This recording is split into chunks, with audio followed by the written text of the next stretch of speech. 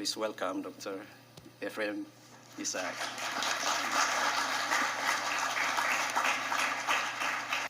Let me start by just quoting a few places from this particular book and then make a few summaries. I think I don't like eyeglasses when I read.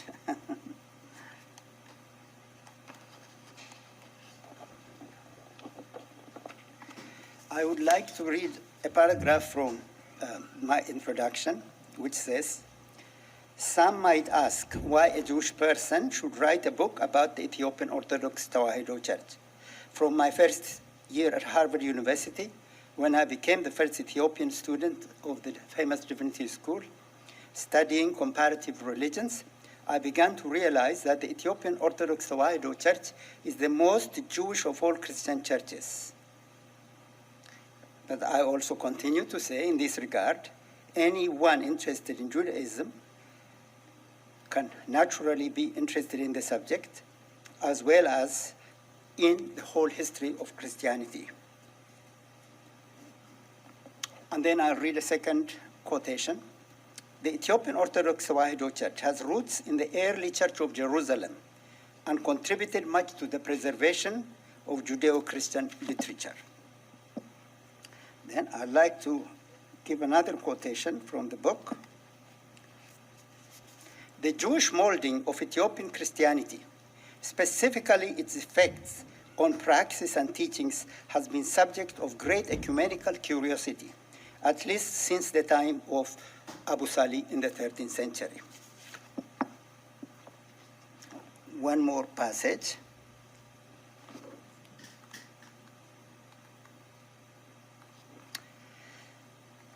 Just by trying to show the dimensions of the Ethiopian Orthodox Church, is not just a local church. It has become an internationally recognized church. Here I refer to its connection with the African world. "Ethiopia has long been a symbol of redemption for Africans and Afro-Americans. The Ethiopian church evermore became their spiritual homeland." So I just would like to touch upon those three subjects: the Ethiopian Orthodox Church in its international, ecumenical, historical context, and the Ethiopian Church in its relation with other religions, particularly Judaism. And thirdly, just to touch upon the importance of the Ethiopian Church, not for just Ethiopians, but the whole African world.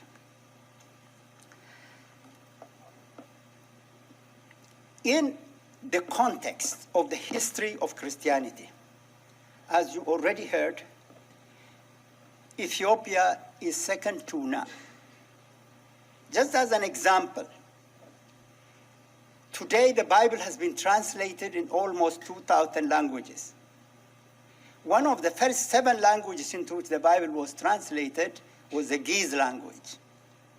Any scholar who studies the Bible and who would like to know something about biblical criticism must know a little bit the Ge'ez language, because Ge'ez, along with Greek, Latin, of course Hebrew, Aramaic, Syriac, is one of the first 7 languages into which the Bible was translated, and many different biblical versions have been preserved in that language, and scholars must be able to understand these texts. And you can see in my book the picture of a gospel.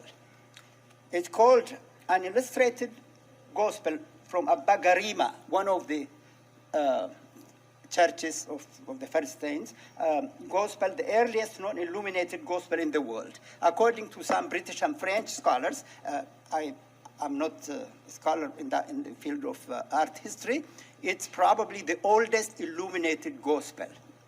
In my field, however, I can stand here and tell you that what makes the Ethiopian church very, very important, its preservation of many lost ancient Christian literature and Jewish literature. Among these, of course, are the 2 books, the Book of Enoch and the Book of Jubilees. As you heard, I made a new translation of the book in 1983, which was published by Princeton Seminary, by the Doubleday Press, in the collection of the Princeton Seminary, the Old Testament Pseudepigrapha. I am presently actually working on 2 other manuscripts of this particular book.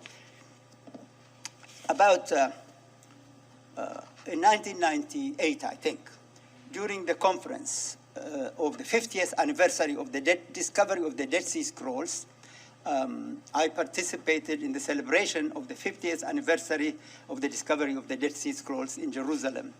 And one night, while we were all sitting out in the desert in Qumran, where the Dead Sea Scrolls were found, there was a reception. It was a beautiful night. I went around like a devil's advocate and asked many of the scholars, I said, okay, we're also proud about the discovery of the Dead Sea Scrolls. What really is significant and new among the literature that have been discovered in the Qumran? Of course, everybody recognized there were books like the Manual of Discipline, which we didn't know about, the War Scroll, which we didn't know about. But almost everybody unanimously said to me, to discover fragments of the Book of Enoch is one of the most significant discoveries of the Dead Sea Scrolls. I was so proud to hear that. Why? Maybe many of you know. Because the Book of Enoch, incomplete, is preserved only in the Ge'ez language, in the Ethiopic language. This is not a very light matter, because most scholars today believe that in order to understand the evolution of Judaism 2,000 years ago, and in fact, the rise of Christianity, one single book outside of the Bible that one must know is the Book of Enoch. The book is actually quoted at least in one place in the Epistle of Jude in the New Testament, but it also, however, ideas in it about the Son of Man, about the coming new world and so on, which are extensively described in the Book of Enoch, are quoted in the Gospel of Matthew. Concept about the resurrection of the dead. People say, do Jews believe in the resurrection of the dead? Yes, they do. And they, in fact, in the Amida prayer, the morning prayer, Tefillah we call it, the second prayer is about the resurrection of the dead. It's not mentioned in the Bible. Where is it mentioned? In the Book of Enoch. Years ago, when I was teaching at Harvard, I had an Islamic scholar from Persia visiting Harvard. And he calls me one day, and he says, I know you'll be working on the Book of Enoch. I want to know more about it. Because he said a lot of Islamic ideas are also rooted in the Book of Enoch. So the Book of Enoch is really so important, so central. It has been translated in numerous languages, by the way, and in most universities in Europe, in Germany, in Sweden, in Norway, in Japan, everywhere, people are reading the Book of Enoch, and I'm glad my own translation is being read by people who understand. Therefore, the context in which the Ethiopian church appears to the world today is in that context of its centrality in the preservation of important Judeo-Christian literature. I'm not here standing on one foot summarizing the history of the Ethiopian church, but I'll touch upon a couple of ideas. Number one, there are basically 2 theories about its origin. Some say the Ethiopian Orthodox Church goes to the conversion of baptism of the Ethiopian eunuch by Philip, one of the apostles of Jesus. It's described in the 8th chapter of the book of Acts. And this is actually the position of the official Ethiopian Orthodox Church. Among those friends of mine who are members of the Orthodox Church, you can speak about that more than I can. But yet scholars believe that the conversion of the Ethiopia to Christianity begins with the reference in the book of Rufinus, a historian of the 5th century, who talks about Frumentius and Edesius, 2 men who were shipwrecked, and Frumentius became a tutor for the future King Ezana, and then was later sent to Egypt and came back as Kasat Brahan Abuna Salama and became the first Ethiopian bishop. Actually, there is a good deal of truth to say that the roots of the Ethiopian church does go to the 1st century. Even more than what the Ethiopian Orthodox teachers say, that it goes to the conversion of the Ethiopian eunuch, even before that, there is a reference to Ethiopians in Jerusalem. Who knows about that reference? Well, actually, Gregory, Archbishop AFEWORKI in Amharic, Chrysostom, talks about on the day of the Pentecost, I think that's described in the 2nd chapter of Acts, there is a description of people speaking in different languages, and among them, the people who are described are Ethiopians. So maybe, if there were Ethiopians who were already being converted to Christianity on that day of Pentecost, that's even before the Ethiopian eunuch. But more interestingly, however, numerous other early church fathers have also referred to Christianity in Ethiopia. Maybe, as the scholars and historians say, it became the official Christian church in the 4th or 5th century, in the time of Emperor Zana. But the fact that there were many people who converted to Christianity in the 1st century, we have many evidences. What is interesting is some of these people were actually probably Jewish. According to one Ethiopian tradition, it says before Christianity, half of the people were Christian, half of the people were Jewish. And many of the people who were going, like even the Ethiopian eunuch, he was traveling to Jerusalem on pilgrimage. And the people Chrysostom refers to also were pilgrims coming to Jerusalem, were probably worshiping in the temple. They may have had some Jewish roots, but they became Christians. So essentially then, the connection of the Ethiopian church to early Christianity is very important and very significant, a field in which we can do more research. Having said that, standing on one foot, all I can tell you is, if any Christian church in the world today can show that it has connection to the earliest Christian church before Paul, the church of Peter and James, what we call the Jerusalem church, only the Ethiopian church can do that. Which brings me to the second point. Now, I can say much more about this, but forgive me. There's no that. Which brings me to the second point. The place of Judaic, Hebraic thought practices in the Ethiopian Orthodox Church. This might be, on the one hand, connected to the view that half of the people were already Jewish, but it might also be connected to the fact that the earliest Christian in Ethiopia, the ones who also played a very important role in the translation of the Bible from possibly the Septuagint and the others, and the people who really came from Ethiopia to Israel, to Jerusalem for pilgrimage and returned, had injected a very strong Jewish leaven in Ethiopian culture. Many of us, I have written, actually it goes back to the 19th century when Noldike, the great Semitist, said, if there is Jewish cultural influence in Ethiopia, one word alone would prove it. And he used the word mitzvah, mitzvot, mitzvot. Mitzvot in the Hebrew Bible means just commandments, God's commandments. But in later Judaic thinking, it means almsgiving, mitzvot. But in any case, there are numerous other Hebraic, Jewish Aramaic.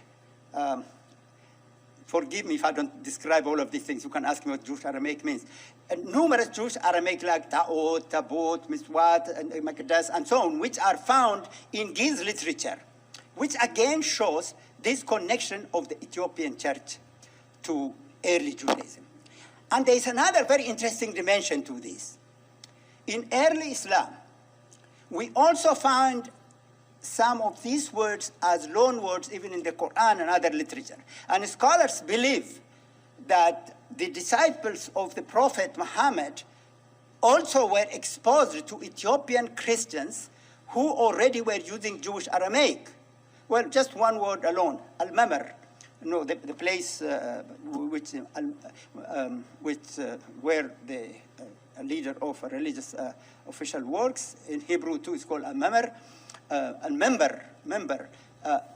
the root of it is in verbal form is only found in Ge'ez, not in other Semitic languages. Of course, Ge'ez is a Semitic language, as you all know, but certain words found in Ethiopian literature are purely loan words from Semitic. So I remember, for instance, and Ta'ut and others, they believe that there's Jeffries, I think, who has written about this, the Ethiopic words in Islamic tradition.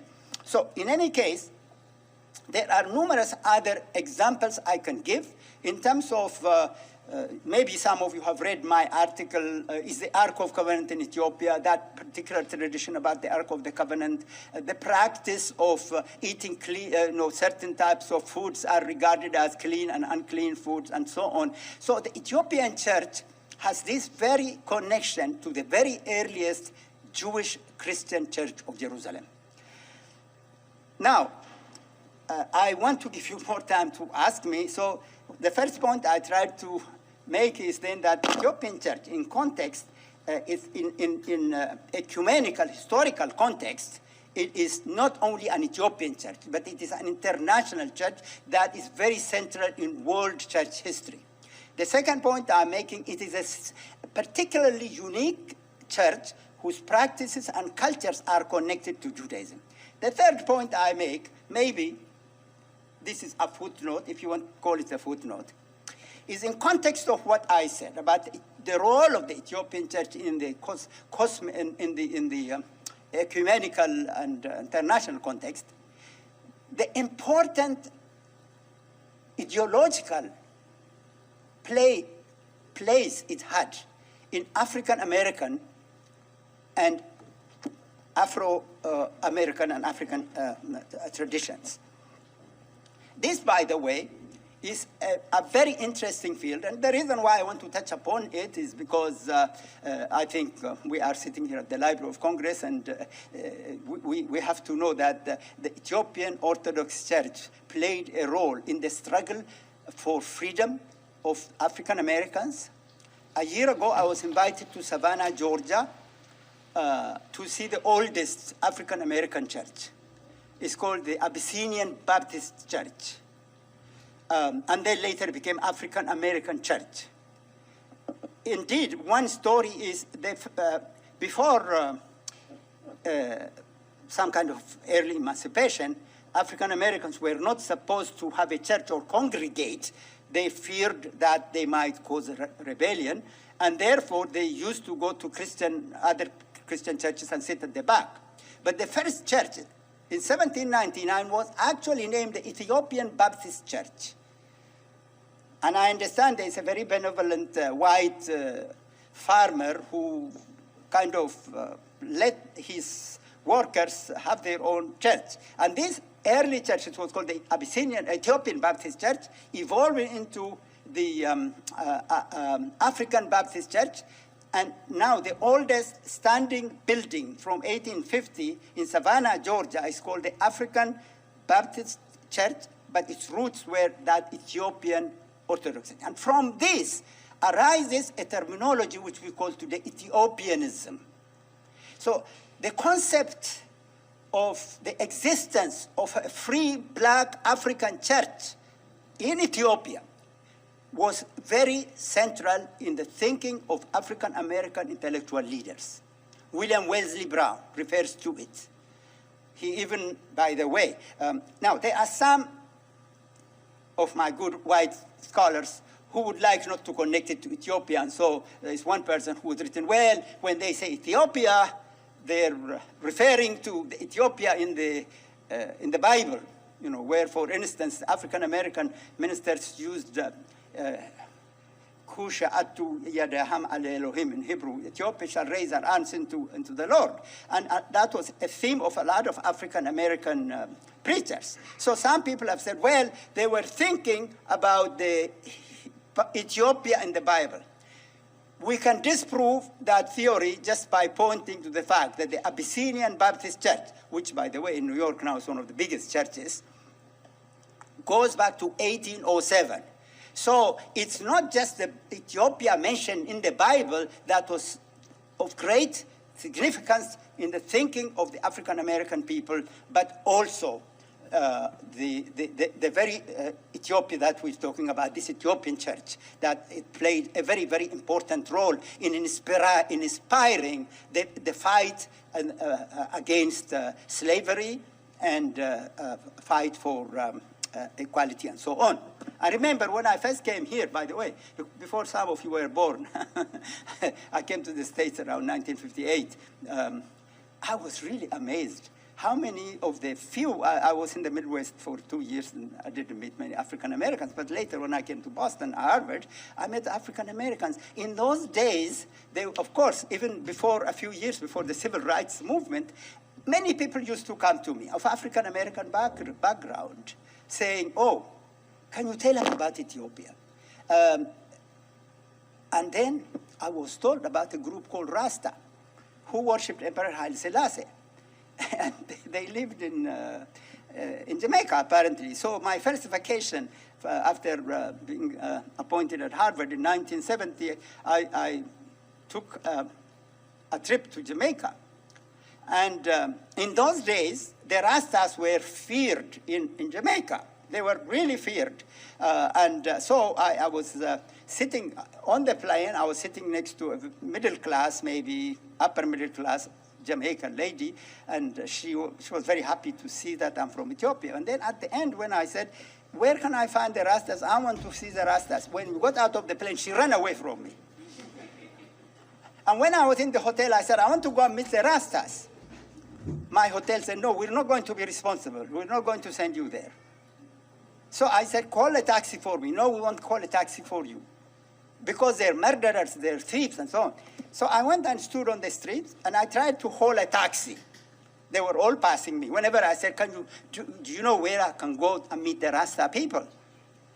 And then, finally, one Rasta stopped and said, oh, do you know Mortimer Plano? And I said, who is Mortimer Plano? He said, Mortimer Plano is the head of this Rasta group. Do you want to go there? He said, are you sure? Yes, I said, yes. Well, you see, I was told by the hotel they will kill me.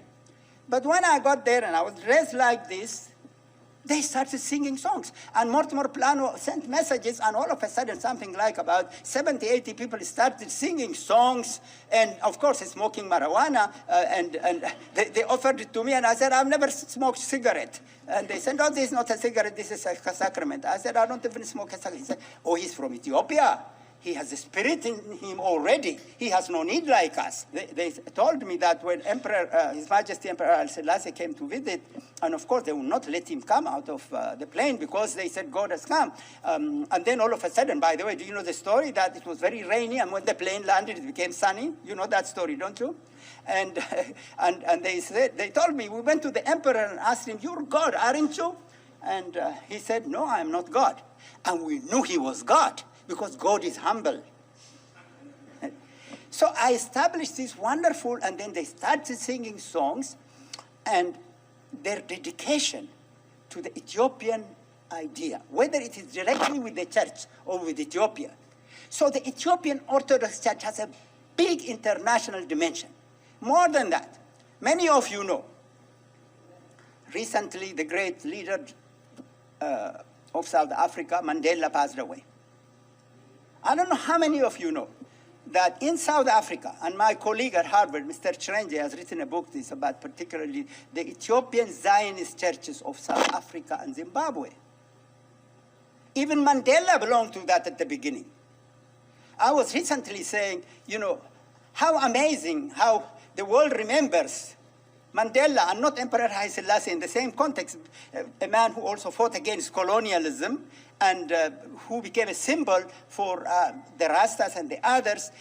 But it's just something very significant in terms of, let's forget one person or another, the role Ethiopia played in the mind, in the vision, in the beliefs, in the convictions, of Africans and African Americans. The first missionaries from America who went to South Africa and others went as missionaries of Ethiopianism. The various independent churches of Africa, the Kimbanguist movement, the Aladura movement in Nigeria, the Kimbanguist in the Congo, and the African Zionist Church, Ethiopian Zionist Church, they were all inspired by the spirit of the Ethiopian Church.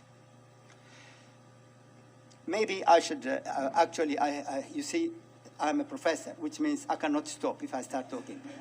So I better really interrupt myself and just maybe conclude what I'm trying to say. So what I've tried to tell you is, number one, that Ethiopian Orthodox Church, in its ecumenical context, is part of the international Christian tradition and plays a very central role in the early Christian history by preserving literature, by even preserving many of the practices and the customs. The second point I tried to make is it is significantly, specifically, an interesting church connected to Judaism and plays a very important role. The third point I tried to make, again, this point may not be related, but for me, they are very significant because I cannot talk about, is the role it then in modern times played, willingly or unwillingly, consciously or unconsciously, because many Ethiopians don't even know what Ethiopia meant in the mind of African Americans and Africans. And so its